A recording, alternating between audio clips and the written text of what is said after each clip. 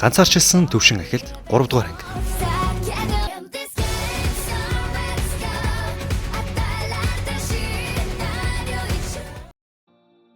Ани маань юу жинхоо жинүүтэй хамт гяндан дотор довтлогоо биш хядлага явуулж байгаагаар эхэлнэ.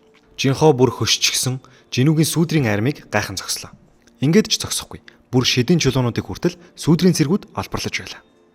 Эцсийн солигдож Европод нэг дайралтын баг гяндан руу дайрч байтал үл таних хүн гарч ирж байгаагаар гарна. Тэр хүн дайралтын багийн нэг ч хүнийг алаагүй. Ухаан алдуулсан төдий шүү хэмээн хэлдэг. Энэ үед харин жинүү болон жинхоо хоёр махшаран идэж байх ба бүлгэн үүсгэх талаар мөн юу хийхээ гэх мэт ойр зургийн зүйлийг ярилцаж жинүү харин нэг тийш явхаа хэлнэ. Харин энэ үед Европод гарч ирсэн нөгөө хүнийг Европын ангуучдын холбоо хорж гинжилсэн байх ба 10 жилийн өмнө тэр хүн гяндан руу ороод түгжигдсэн гэх мэдээллийг ярилцсан. Гэхдээ хэлмэрч байхгүй тул илүү зүйлийг ярилцаж чадаагүй байлаа. Түүнийг хүн төрхтөө мангас байх магадaltaй гэж үзэх ба Солонгосоос Хуан Доксон ангуучийг дуудсан байв.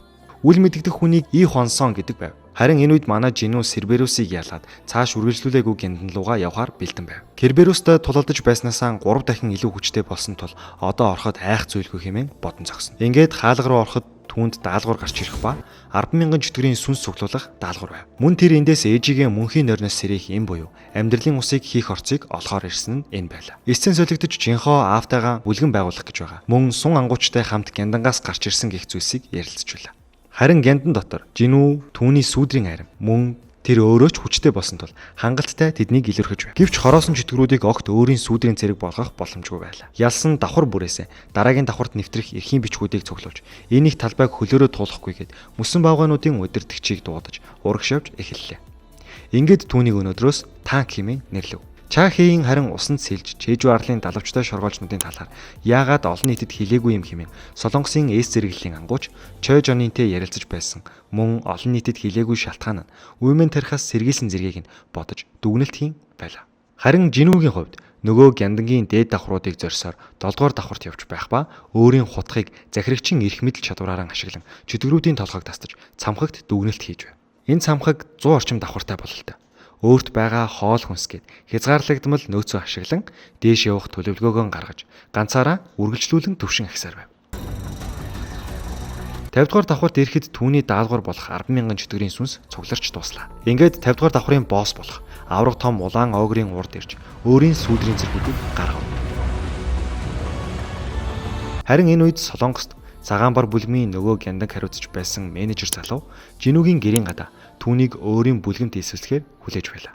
Харин жинүү болон нөгөө огр хоёрын айрмын тулаан эхлэх ба сүүдрийн цэргүүдтэй жижиг цэргүүдийг нь ав. Би өөрөө боссынх нь учрыг олъё гэж хэлээд тулаан эхэллээ. Игрээс цэргүүдийг хормын дотор цавчиж хурдтайгаар давшиж эхэллээ. Жинүү оюуны чадамжаа өсгсөн тул түүний сүүдрийн цэргүүдийн агуулгах хэмжээ мөн дахин сэргээхэд хэрэглэх манааны хэмжээ багассан хэмээн бодон зогсно. Авраг огрыг хөдлөхгүй байж байснаа нүд ирмэх зурт алга болж дээрээс нь дайрлаа. Жинүү бултан агаарт үсрэн гарч түүнийг цогхоход олон барилгыг нуртал нэвт цогв. Жинүү өөрөө хүртэл гайхна. Хүч чадалтаа оноо их хийсэн болохоор юм болов уу хэмээн бод. Огр харин шууд Керберустай адил чадвар буюу рэж хэрэглэж түүн рүү дайрна. Жинүү харин Айроныг дуудаж Айрон түүн рүү өөрийн бамбайг шидэж түүний довтлогыг хамгаалав.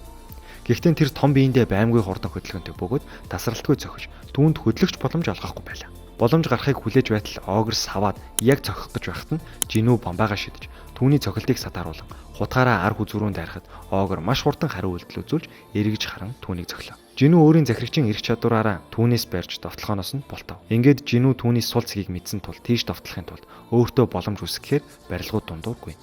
Ингээд тэр хоёр маш хурдтай гүйж байгаад нэг барилга өөд гарахад огр зогсож чадалгүй барилгыг мөргөнө.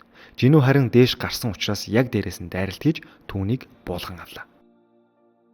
Харин энэ үед нөгөө гяндангаас гарч ирсэн үл таних нэгэнтэй Хуан Доксуу ирчихсэн уулзж байх ба Хуан ангууч нилээн бүдүүлэг харьцсан. Харин манай үл таних нэгэн маань их төвчээртэй сонссоор л байна. Үл таних залуу энэ бүх гяндан мангасууд зүгээр л ихлэл. Энэ газрыг өөр зүйл бэлдэж байна. Илүү их гамшиг удахгүй ирнэ.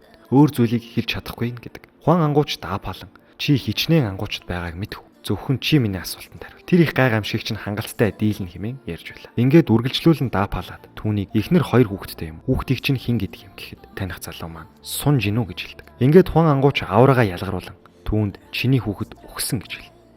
Ингээд эсцэн солигдож жинүү аль хэдийн 75 дахь давхарт гарчихсан байх ба хагас өхтлүүдийн аримтай тулалдах гэж байдаг. Гэхдээ жинүү харагдахгүй байж байснаа генет удирдахч болох Аркличийн судал дээр гарчихсан. Манай арим хүчтэй байгаад гайхвуу гэд байж байлаа. 75 дугаар давхрын босс Арклич харин түүнээс айж байлаа. Жинүү хормын дотор түүний толгойг завчин буулгаж авдаг. Ингээд ахин эцэн сүлэгдэнэ. Европод нөгөө жинүүгийн аавыг хорж байсан газрыг үнсэн нуран болгосон байх ба энэ бол Хуан ангууч жинүүгийн аав хоёрын тулалдсан газар байв. Харин наан нь Европын ангуучдын холбооны хоёр ээс зэрэглэлийн ангуучдын тулалдсан газарт гамшиг тохиолддог гэсэн. Ингээд өнгөрсөн нь яамаа хэмээн ярин зогсно. Тэр хоёрын тулааны үр дүнд Хуан Доксу ангууч илт давуугаар ялагдсан байлаа. Жинүү нэг удаагийн дайралтаар 75 дугаар давхар хүртэл явсан байх ба мөн амьдралын усны хоёр орцыг цуглуулсан байв. 50 дугаар давхрын босс болон 75 дугаар давхрын босс хоёроос сет айтем буюу нийлхэрээ илүү өндөр үзүүлдэг хэрэгсэлтэй болсон байлаа. Мөн өмнө нь нэг удаа авч чадаагүй даалгаврын шагналд ирдэг хараалт хайрцгийг сонгож түүний таамагласны дагуу дотроос нь түлхүүр гарч ирнэ. Хаана хизээ ашиглах нь мэддэхгүй ямар ч мэдээлэлгүй түлхүүр байв. Ингээд 3 дугаар анги төгслөө. Бүх ангиа үзэхийг хүсвэл та бүхэн суугаад агаад үргэлжлүүлэн үзээрэй. Энэ хүртэл сонсож бодлын тэнгист дарвуулан дэлгэсэн танд баярлалаа. Subscribe, like дарж биднийг дэмжээрэй.